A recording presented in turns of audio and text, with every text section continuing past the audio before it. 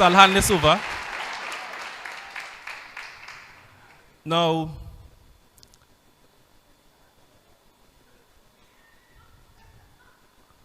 let me come on for this safely. Nice. Wow, good.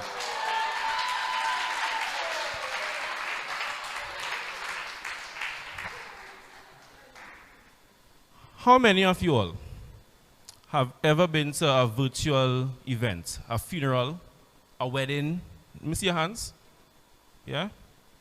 Some sort of close community initiative. Because since the pandemic, we had to adhere and we had to transition to more of a virtual way of doing things, right? So wouldn't you agree that technology restores community? Because for these very, very important, meaningful events, we had to find some way to stay connected, right? We had to.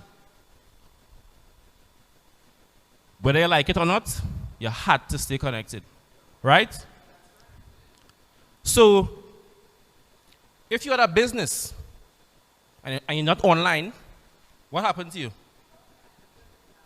Yeah. No business again because everybody online. If your child had to go to school, right, and they're not online, they can suffer tremendously. So it's important for us to understand the importance of staying connected, being connected, especially in a disconnected world. But let's look at one thing, for instance. We have so many things to keep us connected, right? Name something. We have what? Facebook, we have WhatsApp, all these technology. Snapchat, right? Now, when we had this pandemic was announced and we had to, take all these precautions and we can't travel, we can't gather, all these things. How many of you all were like, oh gosh, now me and this technology thing now, I can't deal with that Facebook thing and that Zoom thing, all that to be in a room. How many of you all were like that? How many of us were reluctant to learn about it? But where are you now? My mom, she's in the audience. All right? And sometimes I see her on Facebook, I'm like, oh gosh, you're on Facebook again. But I could attest to you that the power of technology, right? Now she is 30, but she looks young, right? But, right? But she was able to effortlessly adapt, right? And it's unfortunate though that some people, for whatever the reason, they're just unwilling to, to take advantage of what technology has to offer, right? And the sad thing is that there are communities in Trinidad and Tobago where people don't have access to things like electricity. So automatically, you have no access to what technology has to offer, right? I remember a young lady, she grew up for her entire life until she was a teenager. She had no running water, she had no lights, she had no access to technology, right? And because, I think when she turned 18 years old, was the first time she started to work. And she was able to afford herself with those luxuries. And by being able to access technology, buy her first laptop, right?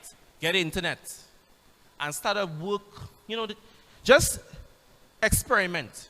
She was able to develop a personal manual on tiling, a step-by-step guide showing how to lay tiles. You don't have to measure anything. She has everything laid out over there, all these steps, everything. And that's the power of taking advantage of technology. So for someone, like all of us in this room here, I'm sure all of us have electricity at home. We have internet, we have data, right? And if you don't have data, you can find a hotspot somewhere and get connected. It's important to stay connected, right? So we need to take advantage of what technology can do for us. It could do amazing things. It could work wonders. We were not able to have weddings the way that we usually had them. But we were able to have a virtual wedding, right? Seeing persons in our virtual rooms sending greetings. And it created the same experience, the same feeling as if it was there, right? And in my line of business, I do that. I help families stay connected during this pandemic. And for me, it was a good feeling to see, although we were disconnected, we were still able to put something in place for persons to still get the same experience, have the same feeling, maintain the connection. Because why? Staying connected is important. We did it for businesses. We did it for anybody. Because all of us being disconnected affects us in some way or the other. Right? And even for the sad times, because we know what the pandemic did for a lot of families. And you can't travel on these things. We're still able to have technology there to keep you connected. So what can we do to ensure that the connections that we forge now are authentic connections? Because it can be good and it can be bad as well. It could be meaningful and it could also destroy you. So what can we do? Channel the power of technology into creating an avenue where you can stay connected. That's important in any way whatsoever. So when we are disconnected again, we can have that there as a tool that's going to have us connected. It's going to have us first in line to be able to access what we would have once been accustomed to. And this overall, this whole phenomenon of technology where some of us take for granted, we don't want to learn things, we don't want to expand our knowledge. You could have something in you that by just accessing it or being open to what it has to offer can create something to change the world. Yeah? I could attest to that.